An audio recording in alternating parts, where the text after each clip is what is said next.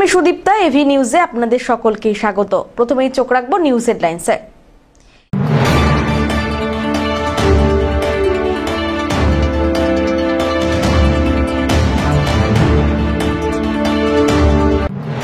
এবার অভাবী বিক্রি বন্ধের পদক্ষেপ এসজেডিএর, বহুমুখী হিমঘর এবং ফল প্রক্রিয়াকরণ কেন্দ্রের পরিকল্পনা গ্রহণ।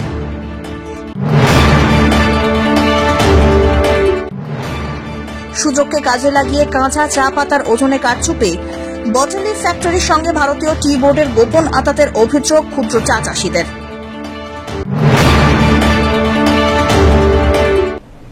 এবার আসছে বিস্তারিত সংবাদে।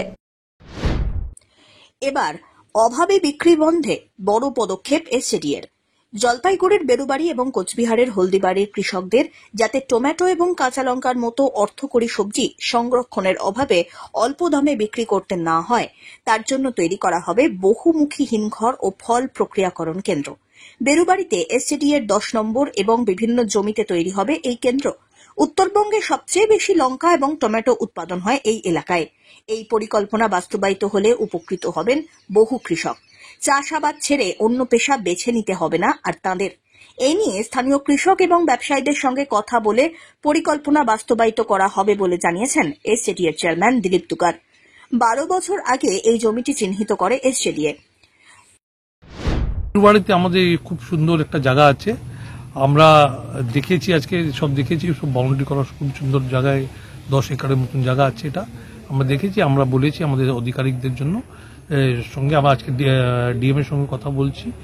আর আগামী সপ্তাহ আমরা এখানকার হলদিবাড়ির ব্যবসায়ী সংগঠন, চাষি যে সংগঠন, ওদের দিয়ে কথা বলবো। এখানে আমরা লঙ্কা নিয়ে, টমেটো নিয়ে, আর বাকি যা চাষ হচ্ছে ওটাকে রক্ষণাবেক্ষণ করার জন্য আর কি কিরকম স্টোরেজ, একটা কোল্ড স্টোরেজ করে, একটা প্রসেসিং সেন্টার করে এরকম করা যায়, ওদের সঙ্গে একবার কথা বলবো। কিন্তু এটা আপনার একদম খুব ভালো সুন্দর জায়গা আছে, ওদের সঙ্গে কথা বলে ওদের মতামত নিয়ে আমরা একবার নেক্সট উইকে আমরা ঠিক করেছি নেক্সট উইকেই বসবো। আমরা না, কোনো জট নেই এখন। আছে কি, আমাদের মাননীয় মুখ্যমন্ত্রী মমতা ব্যানার্জি সবসময় বলেছেন কি কোনো কাজকে আর ফেলে রাখা যাবে না। আমরা দ্রুতগতিতে সব যা কাজ হচ্ছে সব দ্রুতগতিতে করছি, আমরা টাইম বাউন্ড করছি। এরকম নয় কি অনেক বছরে হবে, 1 বছর হবে প্ল্যানিং। আমাদের মাননীয় মুখ্যমন্ত্রী কোনো কাজ ফেলে রাখেন না। 26-এর বিধানসভা ভোটের আগে কি একটা আশার আলো দেখতে পারে? আমরা 26-এর বিধানসভা ইলেকশনে আমরা তো আমাদের সরকার বছর ভর কাজ করছে। আপনি দেখেছেন 2011 পরে যেরকম দ্রুতগতিতে কাজ হয়েছে। আমরা কিন্তু মানুষের মতামত নিয়ে কি করলে ভালো হয়, কিরকম করলে ভালো হয়, খুব একটা প্র্যাকটিক্যাল সলিউশন করলে আমরা আগামী সপ্তাহ হলদিবাড়ির যা চাষিরা আছে, ব্যবসায়ী সংগঠনরা আছে, সবার সঙ্গে একবার মতামত নিয়ে আমার আজকে জেলা শাসকের সঙ্গে কথা হচ্ছে। আমরা কথা বলে দরকার পড়লে এই হলদিবাড়িতে আমরা মিটিং করছি, কিন্তু দরকার পড়লে একবার মিটিং করে একটা ঠিক করে নেব। কিন্তু আপনি এটা বিশ্বাস রাখুন কি আমরা এই কিছু খুব তাড়াতাড়ি এটা নিয়ে আমরা কাজে এগোবো। বহুমুখী হিমঘর ও ফল প্রক্রিয়াকরণ শিল্প হলে বদলে যাবে এলাকার অবস্থা। উৎপাদিত ফসল আর জলের দরে বিক্রি করতে হবে না বলেই মনে করছেন স্থানীয় কৃষকরা। তো বলছি, আপনি কি চাষ করেন? লঙ্কা, টমেটো, লঙ্কা, টমেটো, পাট, ধান এগুলোই করি। তো বলছি, এখানে কি হওয়ার কথা ছিল, এখন কি বহুমুখী হিমঘর হওয়ার কথা ছিল আর কি। আচ্ছা, বহুমুখী হিমঘর এটাই বলছি। আচ্ছা, এটা হলে কি সুবিধা হতো? এটা হলে কি সুবিধা হবে আপনাদের? হ্যাঁ, আমাদের সুবিধা হয়তো, আমরা এখানে মালটাল দিতাম, এখানেই কিনতো, বেশি রেটে হয়তো একটু কিনতো, এটাই সুবিধা হতো। এখন আপনাদের কি করতে হয়? এখন তো আমরা যা করি এখন তো মানে প্রায় বাদ দিয়েছি, কিন্তু বিক্রি হয় না। আজকে প্রায় 3-4 বছর থেকে টমেটো বিক্রি করতে পারি না, এমন অবস্থা। লঙ্কাও বিক্রি করতে পারি না, ফেলে দিতে হয়। হ্যাঁ, রাস্তায় যখন বিক্রি হয় না কি করবো, মানে জমিতেই পাইকে পচে যায়। এটা কি এত বছর ধরে পড়ে আছে, এটা কি হলো? ওই কিছুই খবর নেই। এটা হলে আপনাদের সুবিধা হবে? হ্যাঁ, সুবিধা হবে। 2 বিঘা জায়গার টমেটো আমরা বিক্রি করতে পারি না, আমরা সেই টমেটো গরুকে খাওয়াই দিচ্ছি, মানে মার্কেটে বিক্রি হয় না, কি করবো? গরু লাগে, গরুকে খাওয়াই দিচ্ছি। হ্যাঁ, জমি আর টমেটো বিক্রি হয় না। ওই টমেটো বাজারে নিয়ে গেলে কত টাকা করে? তো 50 পয়সা কিলো নেয় না, আমাদের যে তুইলে আমরা মানে টোটো ভাড়া দিয়ে বা ভ্যান ভাড়া দিয়ে যে মার্কেটে বিক্রি করব সে পয়সাও আমাদের আসে না। সে তো মানে কি বলবো আর কি, 50 পয়সা কিলো আমাদের দাম পাই না, যার জন্য আমরা বিক্রি করতে নেই না। তুলানোর যে হাজিরা সেটাও আমাদের আসে না, যার জন্য কি করব, জমিতেই গরু খাওয়াই দিচ্ছি। এটা হলে সুবিধা হবে। একদম একদম একদম তবু করতে হলে আমাদের সুবিধা হয়। পিনাকি শীলের রিপোর্ট।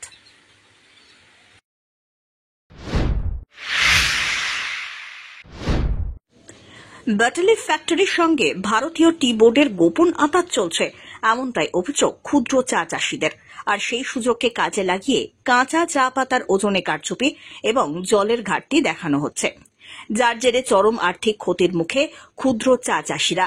দ্রুতই কাঁচা চা পাতার ন্যায্য দাম নির্ধারণ এবং যেসব ব্যাটালি ফ্যাক্টরির বিরুদ্ধে বিভিন্ন অভিযোগ উঠছে প্রয়োজনীয় ব্যবস্থা গ্রহণ করা সহ মোট 5 দফা দাবি নিয়ে মঙ্গলবার ভারতীয় চা পর্ষদের জলপাইগুড়ির বাবুপাড়ার অফিসে বিক্ষোভ দেখালেন ক্ষুদ্র চা চাষীরা।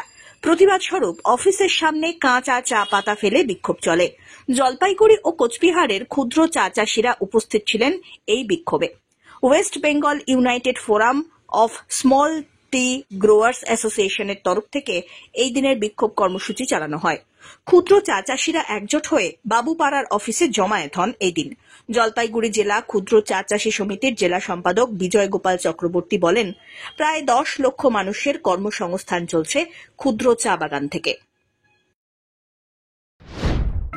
গত 31শে জুলাই আমরা টি বোর্ড জোনাল অফিস শিলিগুড়িতে আমরা ডেপুটেশন দিয়েছিলাম 6 দফা দাবির ভিত্তিতে, কিন্তু দুঃখের বিষয় টি বোর্ডের থেকে আমরা কোনো সদর্থক উত্তর পাইনি। উল্টো পাতার দাম কমে যাচ্ছে এবং দিনের পর দিন বটলি ফ্যাক্টরির অত্যাচার বেড়ে যাচ্ছে, জল কাটা, ওজনে মারা। তো আমরা সেজন্য আজকে লাস্ট আলটিমেটাম দিতে এলাম।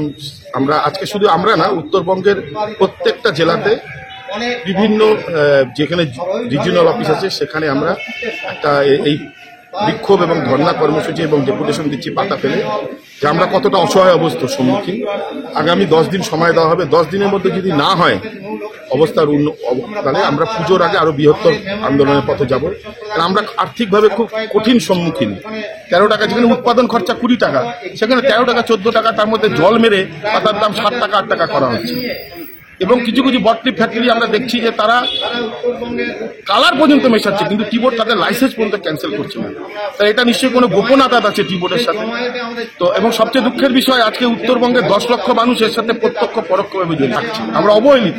সেজন্য আমাদের দাবি, আমাদের ন্যায্য যে পাওনা সেটা আমরা আশা করছি যে প্রশাসন প্লাস সবার টনক নড়বে এবং তারা আগামী দিনে ক্ষুদ্র চাষীদের পাশে এসে দাঁড়াবে। সামনে যে পুজো বোনাসের একটা শ্রমিকদের বোনাস দেব, আমাদের পক্ষে এবার মানে বোনাস দেওয়াটাই অত্যন্ত কঠিন অবস্থার সম্মুখীন। আমরা দেওয়া হোক, যেটা আমাদের খরচার পয়সাটা আমাদের উঠুক। আমাদের খরচা প্রায় 20 টাকার উপর, সেখানে 13 টাকা 14 টাকা বিক্রি বা সাপোর্ট পাই, কিন্তু তাতে কোনো টনক নড়ছে না, না কেন্দ্রীয় সরকার না রাজ্য সরকার। আমরা চাই আমাদের পাশে দাঁড়াক এবং চা চাষ তাদের পাশে সরকার এসে দাঁড়াক, প্রশাসন দাঁড়াক, এবং যাতে আমরা কিছুটা অক্সিজেন পেতে পারি। ভারতীয় চা পর্ষদের জলপাইগুড়ির রিজিওনাল অফিসের আধিকারিক নিপুণ বর্মন কি বললেন শুনুন। वहाँ लोग आए थे, क्या डिमांड था उन लोगों का? जो आज कोचबिहार डिस्ट्रिक्ट और Jalpaiguri district small T growers association ने आके इधर हम लोग को एक मेमोरेंडम दिया है। उनका जो डिमांड है पूरा वो डिमांड काफ़ी है, प्राइस से लेके बाकी बहुत सारा डिमांड है। हम ये मेमोरेंडम अभी हम लोग का जो हायर ऑफिशियल्स है सिलीगुड़ी में उनको भेजेंगे और उसके बाद उसके ऊपर डिस्कशन होकर हम लोग क्या फ्यूचर कोर्स ऑफ एक्शन ले सकते हैं उसके बारे में बाद में हम लोग डिसाइड करेंगे। ठीक है।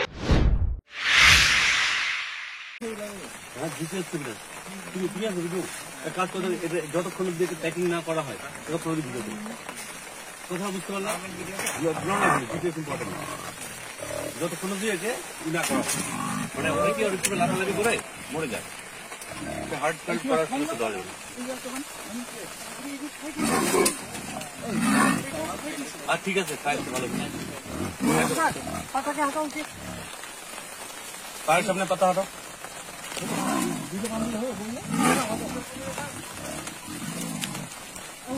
হবে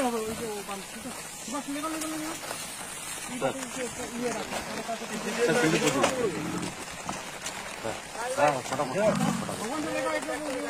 কাপড় দিয়েছে একদম একদম স্যার আমি ফিটিং টাইপ দিচ্ছি এখন বাদাবাদ দিয়েছি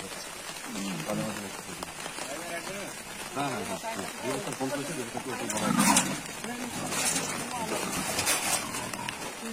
দেখিস দাদা দাদা একদিন দাদা ভিডিও করতে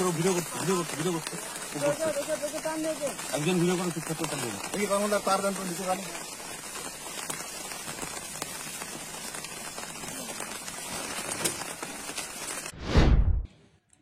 একটি দুটি নয়, একই দিনে 3টি অজগর সাপ উদ্ধারের ঘটনাকে কেন্দ্র করে ব্যাপক আতঙ্ক ছড়ালো জলপাইগুড়ির ময়নাগুড়ি বোলবাড়ি সংলগ্ন এলাকায়। মঙ্গলবার সকাল থেকে দুপুর পর্যন্ত ওই এলাকা থেকে 3টি অজগর সাপ উদ্ধার করেন পরিবেশ কর্মীরা। কিছু দূরেই গরুমারা লাটাগুড়ির জঙ্গল, সেখান থেকে অজগর সাপগুলিকে লোকালয়ে চলে আসতে দেখা যায়, এমনটাই অনুমান। উদ্ধারের পর 3টি অজগর সাপকেই ফের বন দপ্তরের হাতে তুলে দিয়েছেন পরিবেশ কর্মীরা। আজকে 3টি অজগর সাপ উদ্ধার করা হয় লোকালয় থেকে। একটা সকালবেলা উদ্ধার হয়, সেটা হচ্ছে বোলবাড়ি বর্মনপাড়া রথিন বর্মনের বাঁশঝাড় থেকে উদ্ধার হয়। বাকি দুটো আবার লোকালয়ে পাশাপাশি এলাকা থেকে উদ্ধার করা হয়। তো সাপগুলো একটু বড়ই ছিল, দুটো সাপ ছিল 12 ফিটের উপরে এবং একটা সাপ ছিল 7 ফিট। এই 3টি সাপকে এনআইসিতে নেওয়া হয়। সেখানে শারীরিক পরীক্ষার পরে লাটাগুড়ি রেঞ্জ অফিসার মাননীয় সঞ্জয় দত্ত মহাশয় তিনি উপস্থিত থেকে এই সাপগুলোকে গরুমারা জঙ্গলে ছেড়ে দেন। পিনাকি শীলের রিপোর্ট।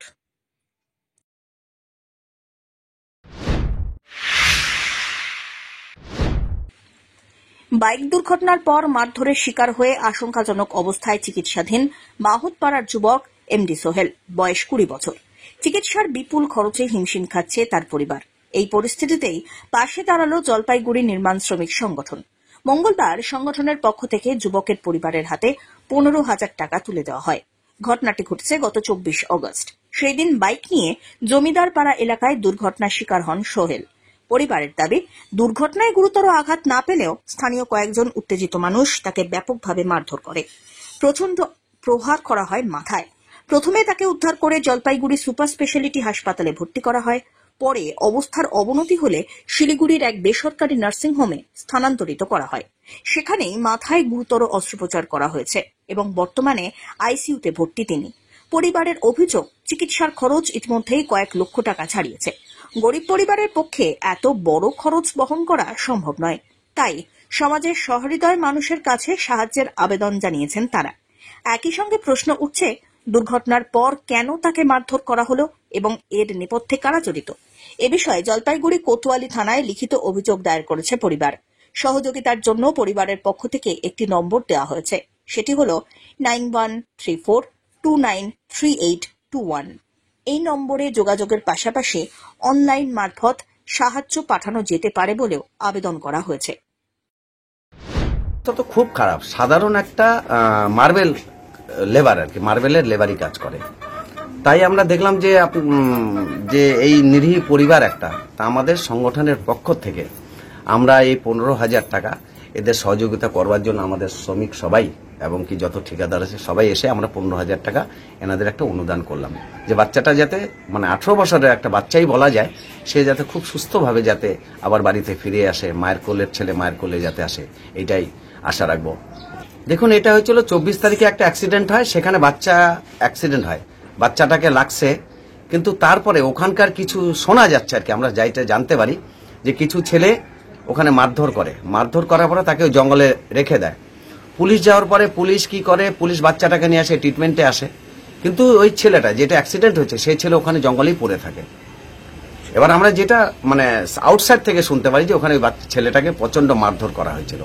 তারপরে এখানে 10 তলায় নিয়ে যাওয়া হয়েছিল, 10 তলায় ট্রিটমেন্ট বলছে যে আপনারা অন্য জায়গায় নিয়ে যান, মেডিকেল রেফার করছিল। তারপরে এরা মেডিকেলও বলছে যে আপনারা ভালো জায়গায় নিয়ে যান। তো ওনারা ওই এক নার্সিংহোম মেডিকেলের পাশে সেখানে নিয়ে যেয়ে ভর্তি করছে, কিন্তু ট্রিটমেন্টে এখনো প্রায় 3-3.5 লাখ টাকা ওদের খরচা আছে বলছে।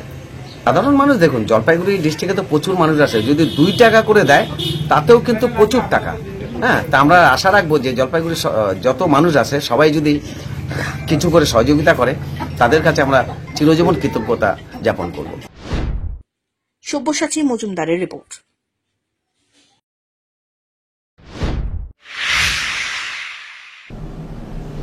নিয়ে নিচ্ছে ছোট্ট একটি বিরতি, ফিরে আসছি বিরতির পর, সঙ্গে থাকুন।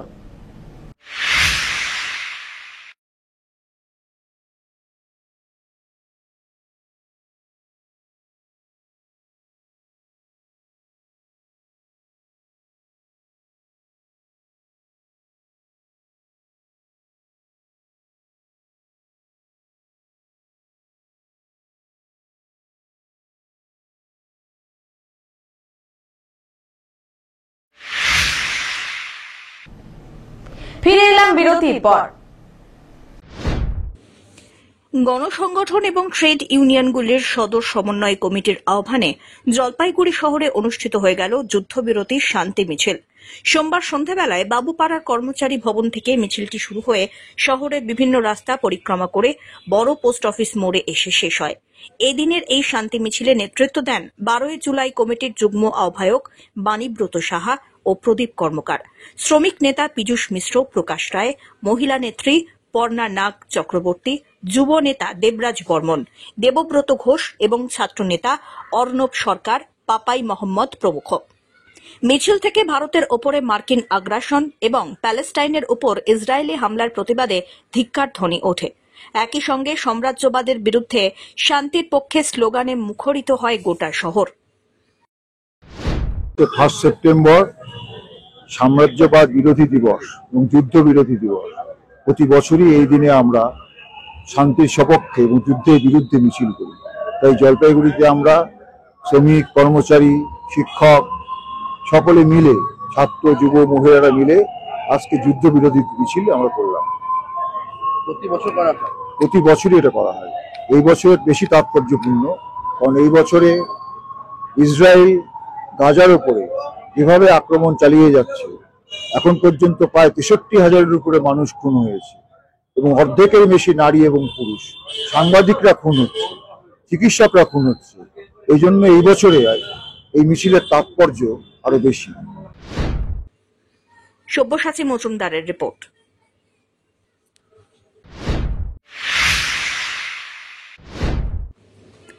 খুঁটি পুজোর মধ্যে দিয়ে শুরু হয়ে গেল জলপাইগুড়ি শহরের নয়া বস্তির দক্ষিণপল্লী সার্বজনীন দুর্গাপুজো কমিটির মণ্ডপ নির্মাণের প্রস্তুতি। মঙ্গলবার মণ্ডপ প্রাঙ্গণে পুজো কমিটির সদস্য এবং পাড়ার বিশিষ্টজনদের উপস্থিতিতে পুরোহিতের মন্ত্রোচ্চারণের মধ্যে দিয়ে অনুষ্ঠিত হয় খুঁটি পুজো। পুজো কমিটির সম্পাদক পার্থসারথী দেব জানান, পুজোর আকর্ষণ সেইভাবে থাকছে না, তবে নিষ্ঠার সঙ্গে পুজো করা। এই বছর দক্ষিণপল্লী সার্বজনীন দুর্গাপুজো পা দিল ৭৮তম বছরে। শুধু ধর্মীয় অনুষ্ঠানে সীমাবদ্ধ না থেকে সামাজিক দায়বদ্ধতার জায়গা থেকেও নানা রকমের সমাজ সেবামূলক কর্মসূচি গ্রহণ করা হয়েছে। এবারের পুজোর বাজেট ধার্য হয়েছে প্রায় ২.৫ লক্ষ টাকা। খুঁটি পুজোর মধ্যে দিয়ে পুজোর আনুষ্ঠানিক প্রস্তুতি শুরু হলো। এই দিনের অনুষ্ঠানে পুজো কমিটির সদস্য ছাড়াও পাড়ার বিশিষ্ট ব্যক্তিরা উপস্থিত ছিলেন। দক্ষিণপল্লীর সর্বজনীন দুর্গাপূজা কমিটি। আচ্ছা, এবার বাজেট কত আপনাদের? বাজেট আমাদের ২.৫ লক্ষ টাকা। আচ্ছা, আকর্ষণ কিছু থাকছে? আকর্ষণ অ্যাকচুয়ালি আমাদের মেন পুজোটাকে নিষ্ঠাভাবে করা, আর আমাদের বেশি এফোর্টটা দেওয়া হচ্ছে আমাদের দুস্থদেরকে কিছু বস্ত্রদান এবং হচ্ছে দুস্থ যারা পড়াশোনা তাদের কিছু সামগ্রী দেওয়া, মানে সামাজিক কাজ। সামাজিক কাজের উপরে আমরা বেশি এফোর্টটা। আজকে কি অনুষ্ঠান হলো? অনুষ্ঠান বলতে আমাদের একাদশের দিন আমাদের এখানকার লোকাল যারা আছে, ছোট বাচ্চা মেয়েরা আছে, বাচ্চা ছেলে মেয়েদের একটা অনুষ্ঠান হবে, আর দ্বাদশের দিন আমাদের একটা অনুষ্ঠানের। আজকে কি হলো এখানে? আজকে আমাদের খুঁটি পুজো হলো। খুঁটি পুজো হলো আজকে আমাদের ৭৮তম দুর্গাপুজোর আজকে প্রথম দক্ষিণপল্লী ক্লাবের। এটা হচ্ছে প্রথম দুর্গাপূজা যে খুঁটি পুজোটা হলো। সব্যসাচী মজুমদারের রিপোর্ট।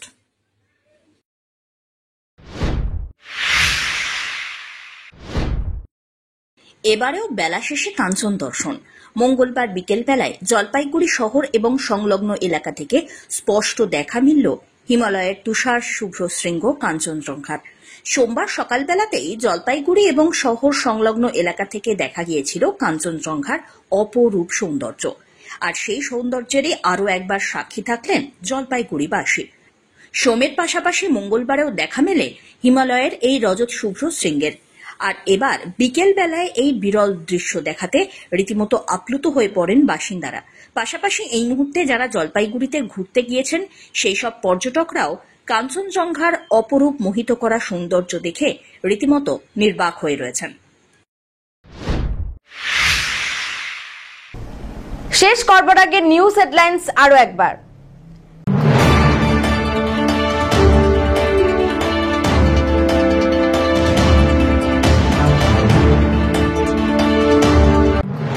এবার অভাবী বিক্রি বন্ধের পদক্ষেপ এসডিএর, বহুমুখী হিমঘর এবং ফল প্রক্রিয়াকরণ কেন্দ্রের পরিকল্পনা গ্রহণ।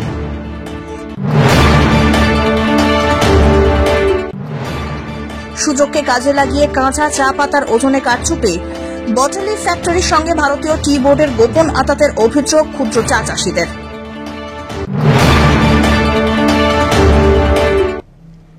এখনকার মতন এভি নিউজ এ পর্যন্তই। পরবর্তীতে আসছি আরো সংবাদ নিয়ে। দেখতে থাকুন আমার ভিশন। নমস্কার।